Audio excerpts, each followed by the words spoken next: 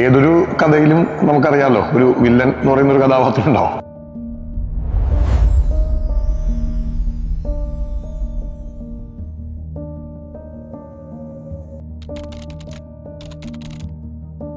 Ganesh studio ശരിക്കും തുടങ്ങിയത് 1975-ലാണെങ്കിലും അതിൻ്റെ ഒരു ചരിത്രം ശരിക്കും ആരംഭിക്കുന്നത് 1960-കളിലാണ്.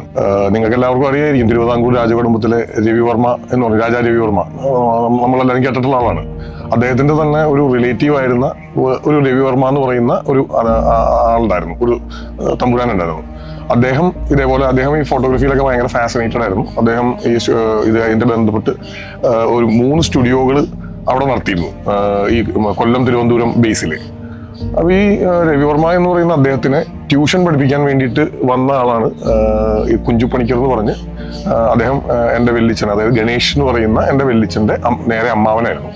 ഈ കുഞ്ചുപണിക്കർ എന്ന് പറയുന്ന അവിടെ രവിവർമ്മയുടെ ട്യൂഷൻ സാറായിരുന്നത് കൊണ്ട് തന്നെ അദ്ദേഹമായിട്ട് വളരെ ക്ലോസ് ആയിട്ട് അസോസിയേറ്റ് ചെയ്തിരുന്നു. ഈ രവിവർമ്മ എന്ന് പറയുന്ന ഈ സ്റ്റുഡിയോ നടത്തിയിരുന്ന ശ്രീകൃഷ്ണ ഫോട്ടോ സ്റ്റോർ, അതാണ് അദ്ദേഹത്തിന്റെ ഇതിന്റെ പേര്. ഈ ശ്രീകൃഷ്ണ ഫോട്ടോ സ്റ്റോഴ്സ് എന്നുള്ള പേരിൽ 3ഓളം സ്ഥാപനങ്ങൾ അദ്ദേഹത്തിന് ഉണ്ടായിരുന്നു. ഈ 3 സ്ഥാപനങ്ങൾ നടത്തിക്കൊണ്ടു പോകുന്ന സമയത്ത് കുറെ കാലം കഴിഞ്ഞ് കഴിഞ്ഞപ്പോൾ അദ്ദേഹത്തിന് അത് നിർത്തി അദ്ദേഹം മറ്റു കാര്യങ്ങളിലേക്ക് കടക്കാൻ വേണ്ടിയിട്ടുള്ള ഒരു പ്ലാൻ ഇട്ടു. അങ്ങനെ ഇതിന്റെ ഭാഗമായിട്ട് അദ്ദേഹം ഈ സ്റ്റുഡിയോകൾ 3 അദ്ദേഹത്തിന്റെ തന്നെ വളരെ ക്ലോസ് ആയിട്ട് അസോസിയേറ്റ് ചെയ്തിരുന്ന അദ്ദേഹത്തിന്റെ കൂടെ ഉണ്ടായിരുന്ന 3 പേർക്ക് ദാനമായിട്ട് തന്നെ കൊടുത്തു, ഫ്രീ ആയിട്ട് തന്നെ കൊടുത്തു. അങ്ങനെ ആ ഒരു സ്റ്റുഡിയോ കിട്ടിയത് ഈ എൻ്റെ വെല്ലിച്ചനായ ഗണേഷിന്റെ അമ്മാവനായ കുഞ്ചുപണിക്കർ എന്ന് പറയുന്ന അദ്ദേഹത്തിനാണ് ഈ ഒരു സ്റ്റുഡിയോ കിട്ടുന്നത്. അപ്പൊ അദ്ദേഹം ഈ ശ്രീകൃഷ്ണ ഫോട്ടോ സ്റ്റോഴ്സ് എന്നുള്ള പേരിൽ കൊല്ലം ബേസ് ചെയ്ത് ഒരുപാട് കാലം ആ സ്റ്റുഡിയോ നടത്തിക്കൊണ്ടുപോവുകയും അതിലേക്ക് ജോലിക്കായിട്ട് ഒരു ട്രെയിനിങ്, ഫോട്ടോഗ്രാഫിയിൽ ഒരു ട്രെയിനിങ് എന്നുള്ളൊരു ഇതിന് വേണ്ടിയിട്ട് അവിടെ എത്തുകയായിരുന്നു ഗണേഷ് എന്ന് പറഞ്ഞ എൻ്റെ വെല്ലിച്ചൻ. അദ്ദേഹത്തിൻ്റെ അടുത്തുനിന്ന് ഫോട്ടോഗ്രാഫിയെ കുറിച്ച് കൂടുതൽ പഠിക്കാനും മനസ്സിലാക്കുവാനും ഒക്കെ വേണ്ടി അവിടെ എത്തിച്ചേരുമായിരുന്നു, കൊല്ലത്ത് ഈ ശ്രീകൃഷ്ണ ഫോട്ടോ സ്റ്റോഴ്സിലേക്ക് എത്തിച്ചേരുമായിരുന്നു. അതാണ് ശരിക്കും പറഞ്ഞു കഴിഞ്ഞാൽ ഇതിൻ്റെ ഒരു തുടക്കം എന്ന് പറയുന്നത്. ഇതിന് ശേഷം വെല്ലിച്ചൻ അവിടെ ഒരുപാട് കാലം അമ്മാവനെ അസിസ്റ്റ് ചെയ്ത് ഈ ശ്രീകൃഷ്ണ ഫോട്ടോ സ്റ്റോഴ്സിൽ ജോലി ചെയ്തു.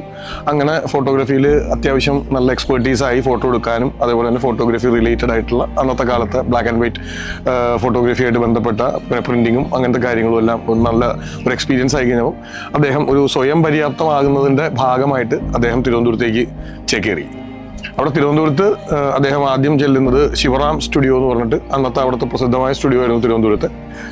സെക്രട്ടേറിയറ്റിലൊക്കെ ഫോട്ടോസൊക്കെ എടുത്തുകൊണ്ടിരുന്നത് ഈ ശിവറാം സ്റ്റുഡിയോയിലാണ്. അവിടെ കുറേ അധികം നാൾ അദ്ദേഹം അവിടെ വർക്ക് ചെയ്തു. അതിനുശേഷം അവിടെ ശരിക്കും നല്ലൊരു എക്സ്പീരിയൻസ് ഒക്കെ ആയി. അങ്ങനെ സ്റ്റുഡിയോ നടത്തുന്ന കാര്യങ്ങളിലൊക്കെ നല്ലൊരു പരിചയമായി കഴിഞ്ഞപ്പോൾ അദ്ദേഹം മാർത്താണ്ഡം എന്ന് പറയുന്ന സ്ഥലത്തേക്ക് ഷിഫ്റ്റ് ചെയ്തു. അങ്ങനെ മാർത്താണ്ഡത്ത് ഒരു സ്റ്റുഡിയോയിൽ ഒരുപാട് കാലം ജോലി ചെയ്തു. അങ്ങനെ മാർത്താണ്ഡത്ത് ഒരു സ്റ്റുഡിയോയിൽ ജോലി ചെയ്തുകൊണ്ടിരിക്കുന്ന സമയത്താണ് ഈ ആലുവയിലേക്കുള്ള വെല്ലിച്ചൻ്റെ, അത് ഗണേശൻ എന്ന് പറഞ്ഞ എൻ്റെ വെല്ലിച്ചൻ്റെ ഒരു ഷിഫ്റ്റിംഗ് നടക്കുന്നത്. ഈ ഫോട്ടോഗ്രാഫർമാരെ ഒരു ആവശ്യമുള്ള സമയത്ത് അതിന് ഓടിച്ചിട്ട് പിടിക്കേണ്ടതായിട്ടുള്ള ഒരു സാഹചര്യം ഉണ്ടായിരുന്ന ഒരു കാലഘട്ടമാണ് ആ ഒരു കാലഘട്ടം എന്ന് പറയുന്നത് 1960-കളൊക്കെ. അപ്പോൾ ആലുവയിൽ ആലുവ എന്ന് പറയുന്ന ഒരു വളരെ ചെറിയൊരു പട്ടണമാണ് താരതമ്യേന തിരുവനന്തപുരത്തിനെയൊക്കെ വെച്ച് നോക്കുമ്പോൾ. അപ്പോൾ അന്നത്തെ സാഹചര്യത്തിൽ ആലുവയിലെ ഒരു പ്രമുഖമായിട്ടുള്ള ആദ്യത്തേത് എന്ന് വേണമെങ്കിൽ നമുക്ക് പറയാവുന്ന ഒരു സ്റ്റുഡിയോ ആയിരുന്നു ബാബു സ്റ്റുഡിയോ എന്ന് പറയുന്നത്. ഈ ബാബു സ്റ്റുഡിയോയിൽ വർഗീസ് ഏട്ടൻ എന്ന് പറയുന്നത് അതിൻ്റെ ഉടമസ്ഥൻ, അദ്ദേഹത്തിന് ഒരു ഫോട്ടോഗ്രാഫറിനെ ആവശ്യമുണ്ട് എന്ന് പറഞ്ഞ് അദ്ദേഹം ഇങ്ങനെ അന്വേഷിച്ച് നടന്ന് അവസാനം മാർത്താണ്ഡത്ത് ഇതേപോലെ നല്ല സ്കിൽഡ് എക്സ്പെർട്ടൈസ്ഡ് ആയിട്ടുള്ള ഒരു ഫോട്ടോഗ്രാഫർ ഉണ്ട് എന്നുള്ള ഒരു അറിവ് കിട്ടിയിട്ട് അദ്ദേഹത്തിന് അവിടെ മാർത്താണ്ഡത്തേക്ക് ചെല്ലുവാണ്. അപ്പോൾ ഈ ഫോട്ടോഗ്രാഫർ എന്ന് പറയുമ്പം അന്ന് നമുക്ക് ഉള്ള ഇതെന്ന് പറഞ്ഞു കഴിഞ്ഞാൽ ഫോട്ടോഗ്രാഫി നമുക്ക് എവിടെയും പഠിക്കാനായിട്ട് സ്കൂളോ കോളേജോ ഒന്നുമില്ല. ഏതെങ്കിലും ഒരു ആശാന്റെ കീഴിൽ അല്ലെങ്കിൽ ഒരു ഫോട്ടോഗ്രാഫറിന്റെ കീഴിൽ നമ്മൾ നിന്ന് പഠിച്ച് അവിടെ നിന്ന് എക്സ്പെർട്ടൈസ് ആയി അങ്ങനെ വരേണ്ട ഇതാണ്. അപ്പം അങ്ങനെ ഒരാളെ തേടി ഉള്ളൊരു അന്വേഷണം ആണ് ഈ ബാബു എന്ന് പറയുന്ന സ്റ്റുഡിയോയിൽ ഉണ്ടായിരുന്ന വർഗീസ് ഏട്ടൻ ഗണേശൻ വെല്ലിച്ചൻ്റെ അടുത്ത് എത്തുന്നത്. അങ്ങനെ ഗണേശൻ വെല്ലിച്ചനെ അവിടെ നിന്ന് മാർത്താണ്ഡത്തുനിന്ന് നേരെ ആലുവയിലേക്ക് കൊണ്ടുവരുവാണ്. അപ്പം ഈ ആലുവയിലേക്ക് ഗണേശൻ വെല്ലിച്ചൻ വരുന്ന സമയത്ത് അദ്ദേഹം ഫോട്ടോഗ്രാഫറായിട്ട് വരുന്നു. അപ്പം കൂടെ എൻ്റെ ഫാദർ, അതായത് പ്രസാദ് എന്ന് പറഞ്ഞ് അദ്ദേഹം ഉണ്ടായിരുന്നു. അദ്ദേഹം അന്ന് പഠിക്കുവാണ്. ഫാദർ അന്ന് ഡിഗ്രിക്ക് ചേരാൻ പോവുകയാണ്. അപ്പോൾ ഇവിടെ കോളേജിൽ അഡ്മിഷൻ നേടി അവർ ഒന്നിച്ച് ഇവിടെ താമസമാക്കി ബാബു സ്റ്റുഡിയോയിൽ പ്രവർത്തനം ആരംഭിച്ചു. ബാബു സ്റ്റുഡിയോയിൽ ഏകദേശം ഒരു 10-12 കൊല്ലത്തോളം വെല്ലിച്ചൻ ജോലി ചെയ്തു. ആ ഒരു കാലഘട്ടത്തിൽ ഈ ഫോട്ടോഗ്രാഫി തന്നെ ആയിട്ട് ബന്ധപ്പെട്ടിരിക്കുന്നത് കൊണ്ട് തന്നെ ആലുവയുടെ പൊതുമണ്ഡലത്തിലുണ്ടായിരുന്ന ഒരുപാട് പേരുമായിട്ട് നല്ല ബന്ധങ്ങളും അതേപോലെ തന്നെ സൗഹൃദങ്ങളും ഒക്കെ ഉണ്ടാക്കാൻ അന്ന് വെല്ലിച്ചന് സാധിച്ചിട്ടുണ്ട്. അങ്ങനെ ആ ഒരു കാലഘട്ടം കഴിഞ്ഞ് ഏകദേശം 1974 വെല്ലിച്ചന് അച്ഛനൊക്കെ സ്വന്തമായിട്ടൊരു സ്റ്റുഡിയോ ഇടണം എന്നൊരു ആഗ്രഹം വരുന്നത്.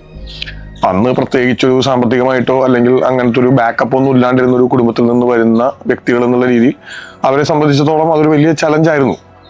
പക്ഷേ അവരുടെ ഒരു ഡിറ്റർമിനേഷനും വിൽ പവറിന്റെ ഒക്കെ ഒരു പിൻബലത്തിൽ വെല്ലിച്ചൻ ഇതേപോലെ അന്നത്തെ ആലുവയുടെ മുനിസിപ്പൽ ചെയർമാൻ, അതായത് അന്നത്തെ ആലുവയുടെ മുനിസിപ്പൽ ചെയർമാൻ എന്ന് പറഞ്ഞാൽ ആലുവ കണ്ടിരിക്കുന്ന ഏറ്റവും മികച്ച മുനിസിപ്പൽ ചെയർമാനായിരുന്ന UJ തരിയൻ എന്ന് പറയുന്ന തരിയൻ ചേട്ടന്റെ അടുത്ത് സമീപിക്കുകയാണ്.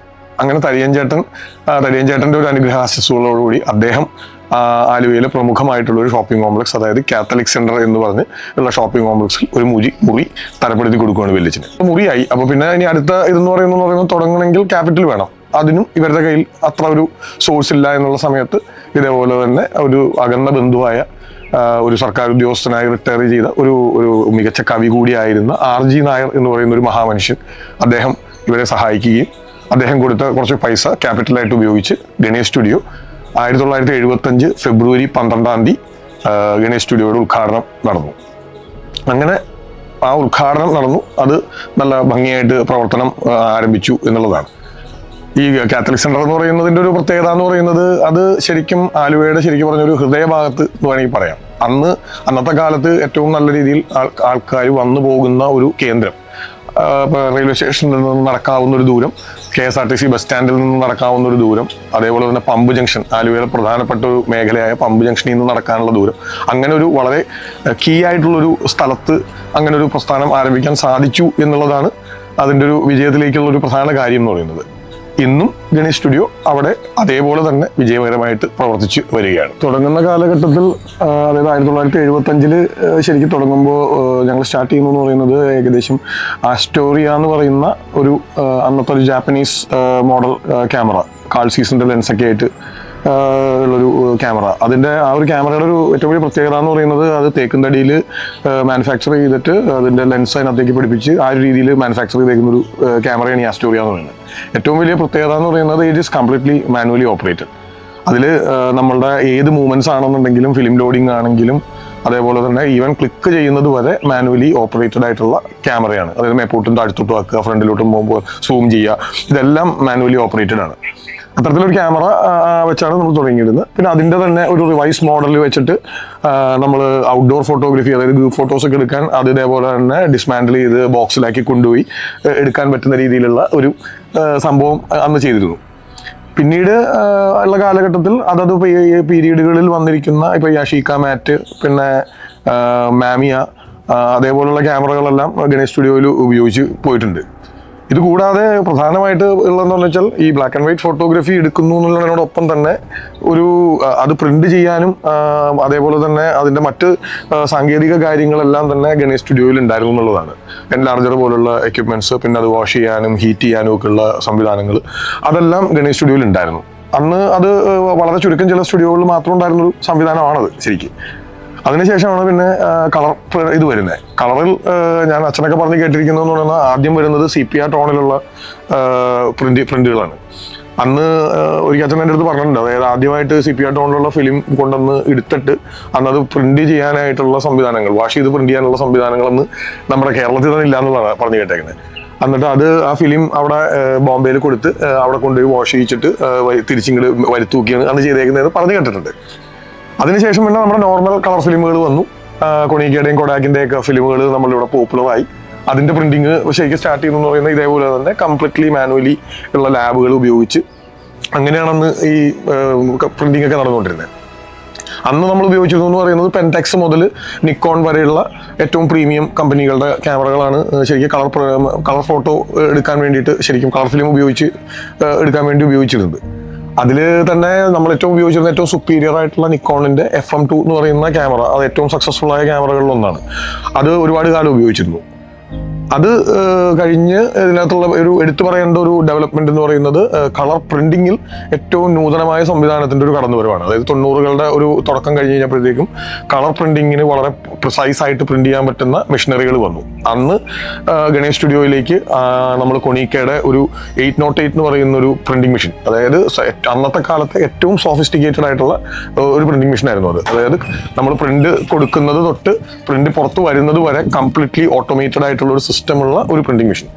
അത് വളരെ സക്സസ്ഫുൾ ആയിട്ട് നമ്മൾ ഇൻസ്റ്റാൾ ചെയ്യുകയും അതൊരു റവല്യൂഷണറി രീതിയിൽ ഒരു പ്രവർത്തനമായിരുന്നു അതിന്റെ ശരിക്കും നടന്നിരുന്നത്. അതിൻ്റെ ഒരു പ്രത്യേകത എന്ന് പറയുന്നത് കൊണീക്ക അന്നത്തെ കമ്പനിയുടെ മാനേജിംഗ് ഡയറക്ടർ അന്ന് ഗണേഷ് സ്റ്റുഡിയോ നേരിട്ട് സന്ദർശിച്ചിട്ടുണ്ട്. കാരണം അത്രയും വോളിയം ഓഫ് പ്രിന്റിംഗ് കേരളത്തിൽ ചെയ്യുന്ന ഒരു സ്ഥാപനം എന്നുള്ള രീതിയിൽ ഞങ്ങളെ അപ്രിസിയേറ്റ് ചെയ്യാൻ വേണ്ടി അദ്ദേഹം ഇവിടെ നേരിട്ട് വരികയും നമ്മുടെ ലാബ് കാണുകയും അങ്ങനത്തെ ഇതൊക്കെ നടന്നിട്ടുണ്ടെന്ന്. അത് ആ ഒരു പീരീഡ് എന്ന് പറയുന്നത് ശരിക്കും പറഞ്ഞു കഴിഞ്ഞാൽ 1975 തൊട്ട് ഏകദേശം ഒരു 1997-98 കാലഘട്ടം എന്ന് പറയുന്നത് ശരിക്കും ഗണേഷ് സ്റ്റുഡിയോയെ സംബന്ധിച്ചിടത്തോളം സുവർണ കാലഘട്ടം എന്ന് തന്നെ നമുക്ക് പറയാം. കാരണം എന്താണെന്ന് വെച്ച് കഴിഞ്ഞാൽ ഈ ഒരു കാലഘട്ടത്തിൽ നമ്മൾ നോക്കുകയാണെന്നുണ്ടെങ്കിൽ നമ്മൾ ഫോട്ടോഗ്രാഫി റിലേറ്റഡ് ആയിട്ടുള്ള എല്ലാ സർവീസസും, പാസ്പോർട്ട് സൈസ് ഫോട്ടോ ആയിക്കോട്ടെ, പോർട്രേറ്റ് ഫോട്ടോഗ്രാഫി ആയിക്കോട്ടെ, വെഡ്ഡിങ് ഫോട്ടോഗ്രാഫി ആയിക്കോട്ടെ, അതിൻ്റെ വീഡിയോഗ്രാഫി ആയിക്കോട്ടെ, പ്രിന്റിങ്ങിലാണെന്നുണ്ടെങ്കിൽ കളർ പ്രിന്റിംഗ് ഉണ്ട്, എൻലാർജ്മെന്റ്സ് ഉണ്ട്, ഫോട്ടോയുടെ മറ്റ് സംവിധാനങ്ങൾ, വാല്യൂ ആഡഡ് സർവീസസ്, അതെല്ലാം നമ്മൾ കൊടുത്തിരുന്നു എന്നുള്ളതാണ്. ഏറ്റവും വലിയൊരു എന്താ പറയുക ഗണേഷ് സ്റ്റുഡിയോയ്ക്ക് ക്ലെയിം ചെയ്യാവുന്ന ഒരു ലെഗസി എന്ന് പറയുന്നത് എന്താണെന്ന് വെച്ച് കഴിഞ്ഞാൽ ഒരു 3 തലമുറയെങ്കിലും നമ്മൾ ഇത് കൈമാറി വന്നിട്ടുണ്ട്. ഇപ്പം ഉദാഹരണത്തിന് ഇപ്പം ഞാൻ പല വെഡ്ഡിങ്സിന് ഞാൻ പോകുമ്പോൾ കാണുന്നൊരു പ്രതിഭാസം എന്ന് പറയുന്നത് ഇപ്പം നമ്മൾ കവർ ചെയ്യാൻ ചെല്ലുന്ന കപ്പിൾസിന്റെ അച്ഛൻ്റെ അമ്മയുടെയും മാരേജ് ഗണേഷ് സ്റ്റുഡിയോ കവർ ചെയ്തേക്കുന്നതാണ് എന്നുള്ളൊരു അവരങ്ങനെ പറയുമ്പോൾ അതൊരു റിയലി ഒരു സ്റ്റണിങ് എക്സ്പീരിയൻസ് ആണ് നമുക്കത്. അതേപോലെ തന്നെ വേറൊരു പ്രത്യേകത എന്ന് പറയുന്നത് അന്നത്തെ കാലത്ത് തൊട്ടുള്ളത് കൊണ്ട് തന്നെ ആലുവയുടെ ഒരു 10 കിലോമീറ്ററിന് ചുറ്റളവിലുള്ള സ്ഥലങ്ങളിലുള്ള വീടുകളിൽ നമ്മൾ ചെന്ന് കഴിഞ്ഞാൽ അവിടെയുള്ള ആരെങ്കിലും ഒരാളെങ്കിലും നമ്മുടെ സ്റ്റുഡിയോയിൽ ഏതെങ്കിലും ഒരു സമയത്ത് വന്നിട്ടുണ്ടാവും എന്നുള്ളതാണ്. അത്രയും ഒരു വാസ്റ്റ് കസ്റ്റമർ ബേസ് എന്ന് പറയുന്നത് ഗണേഷ് സ്റ്റുഡിയോയ്ക്ക് മാത്രം അവകാശപ്പെടാൻ പറ്റുന്നൊരു സംഭവമാണ്. ഏതൊരു കഥയിലും നമുക്കറിയാമല്ലോ ഒരു വില്ലൻ എന്ന് പറയുന്ന ഒരു കഥാപാത്രം ഉണ്ടാവും.